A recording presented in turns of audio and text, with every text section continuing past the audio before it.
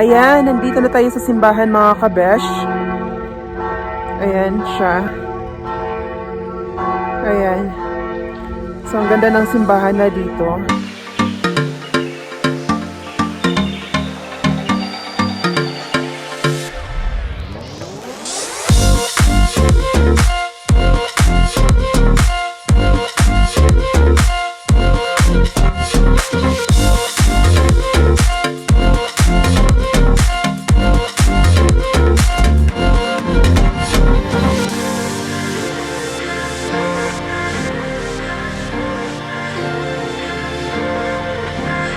Hi mga kabesh, it's me again, Pretty Akhira, na hindi maganda pero nagmamaganda.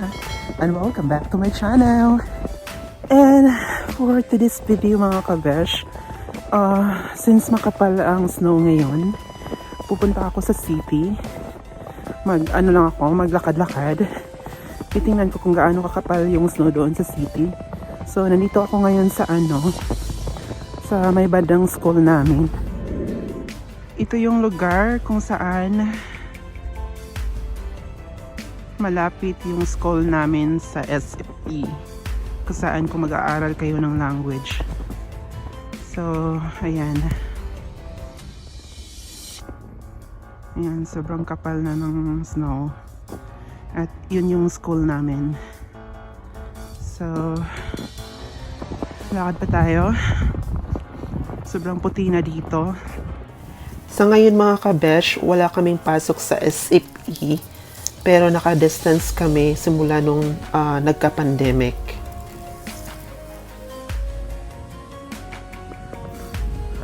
Tumutuloy yung sipon ko mga kabesh, kasi sobrang kapal ng snow ngayon. Ayan. So, lakad-lakad pa tayo. 20 minutes papuntang city. So, mahabang-habang lakad din.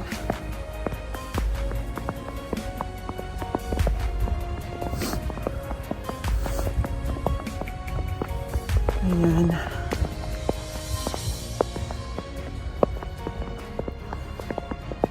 Dito ako ngayon sa parang mga apartment. Ayan.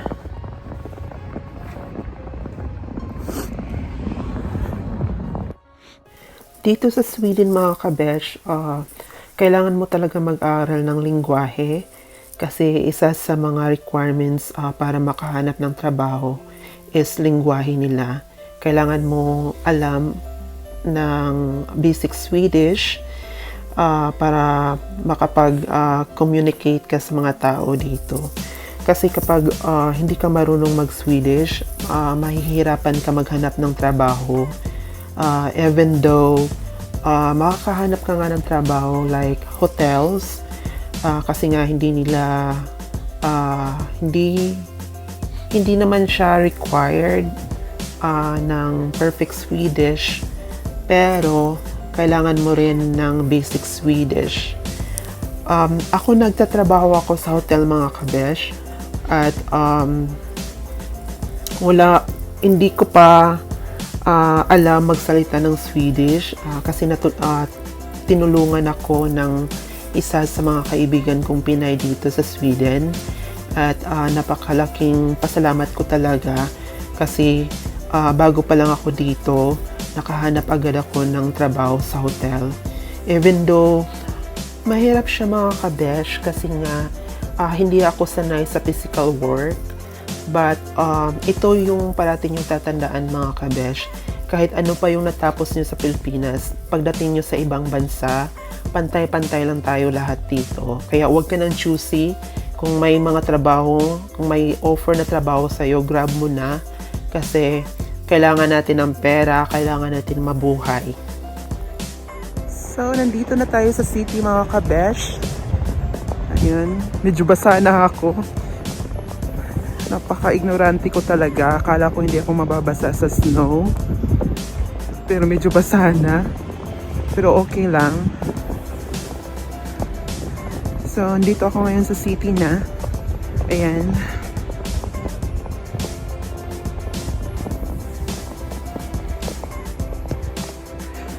So, So lakad-lakad lang tayo mga kabesh. At mamaya punta ako sa store para medyo magpahinga muna. Kasi medyo basang-basa na talaga ako. Baka mamaya lalamigin ako. Grabe. Ang lakas ng snow ngayon. So ito yung city mga kabesh. Ayan. Ayan. Yan yung city. Ito yung pinaka-city ng Hässleholm mga kabesh, kung saan ako nakatira. And the population of Hässleholm, approximately 50,000. I'm not sure. But I think so. Ang gusto ko dito sa Hässleholm mga kabesh, hindi siya crowded and kasi mga kabesh, hindi ako mahilig sa yung crowded na lugar. Tsaka alam mo naman, tumatanda na yung lola nyo, kapag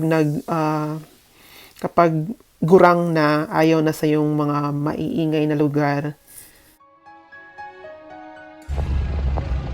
Punta tayo sa may simbahan mga kabesh. Ako, Diyos ko. So maglakad-lakad tayo mga kabesh. Punta tayo sa may simbahan. Ipapakita ko sa inyo yung simbahan kung gaano kaganda. Sana lang clear yung kuha kasi sobrang lakas talaga ng snow ngayon at sobrang kapal. So, ayan. Ayun yung simbahan mga kabesh.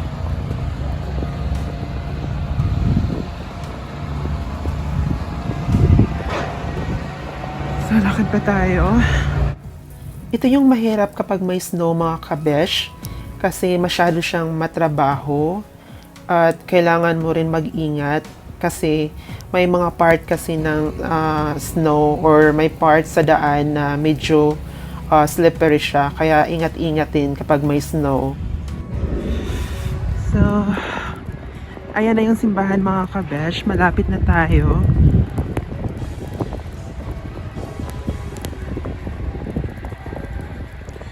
Grabe, sobrang lamig. Ayan yung simbahan.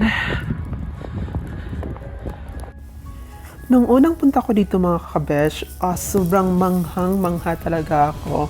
Kasi first time siya sa mga mata ko na nakakita ako sa totoong buhay ko na ganitong klaseng church na parang castle siya. At ang ganda sa loob, ma-amaze ka talaga. Parang napaka-solemn kapag nasa loob ka ng church. Kaso lang mga kabesh, parang hindi siya yata bukas.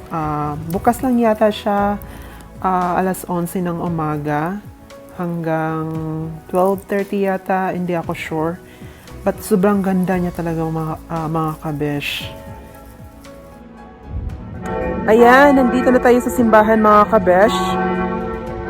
Ayan siya. Ayan. So, ang ganda ng simbahan na dito. So, ang ganda ng simbahan nila. Yung simbahan nila.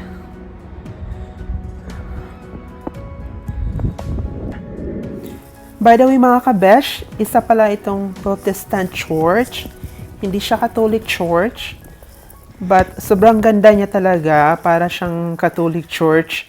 Kasi sa hugis niya at sa mukha ng church, sobrang ganda talaga. Titingnan natin doon sa lakad pa tayo doon sa harapan para makikita natin yung view ng Protestant church. So ito yung harapan ng church mga kabesh. Ayan. Kung titingnan nyo, para talaga siyang Catholic church. At sobrang ganda niya talaga sa harapan. Punta tayo doon sa may gilid ng church. Ito na yung gilid ng church mga kabesh. And tingnan nyo yung view. Sobrang ganda niya. Actually, may malapit na park dito mga kabesh. Kaso lang, hindi na tayo pupunta doon. Kasi nga, medyo basa na yung jacket ko sa sobrang lakas ng snow. So, maybe next time na lang tayo pupunta doon kapag humupa na yung snow. So, ngayon, uwi na tayo. Kasi nga, para makapagpahinga ako at sobrang lamig niya talaga. Ito naman ang likuran ng church mga kabesh. And since naipakita ko na yung city ng Hässleholm, even hindi naman siya lahat kasi nga hindi ko kayang maglibot-libot ng ganito, lalo na't may snow. Medyo basa na rin yung jacket ko. Iba kasing jacket ang nadala ko. Yung parang cotton siya. So, uwi na lang tayo mga kabesh. Marami pa sana akong pupuntahan na park. Kaso nga, sobrang lamig na at saka basa na. Hindi na kaya ng powers ko. Pero ang ganda dito. Ayan. A few moments later. So, nandito na ako ngayon sa T4 mga kabesh. So, ilang minutes pa. Mararating ko na din ang bahay. So, ayan. Ito yung T4. So, ang ganda niya. Kahit sobrang kapal ng snow dito. Kailangan pa natin maglakad ng ilang minuto pa bago natin marating yung bahay namin. So, lakad lang tayo ng lakad. Pasensya na mga kabesh kung hindi ko kayo nalibot sa whole Hässleholm, sa city ng Hässleholm. Tsaka sobrang kapal na rin ng snow, sobrang lakas. So, ayun. Uwi na lang ako. Ayun na nga mga kabesh, malapit na rin ako sa bahay. At pasensya na talaga, hindi ko siya natapos anuhin yung lugar ng Hässleholm. At kasi sobrang lakas talaga ng snow ngayon. At sobrang kapal na. So mas mabuti pang umuwi na lang ako. Baka mamaya mas lalo pa akong lalamigin. Tapos tumutulo na rin yung sipon ko. And thank you for watching mga kabesh. And if you like this video and if you want me to do more videos, please don't forget to share, like, comment, and subscribe. And click the notification bell para updated kayo sa mga bagong videos ko. Enjoy life mga kabesh. And don't forget to smile. Grabe, hingal ko talaga. Tsaka yung sipon ko tumutulo na. Bye bye mga kabesh. I love you all.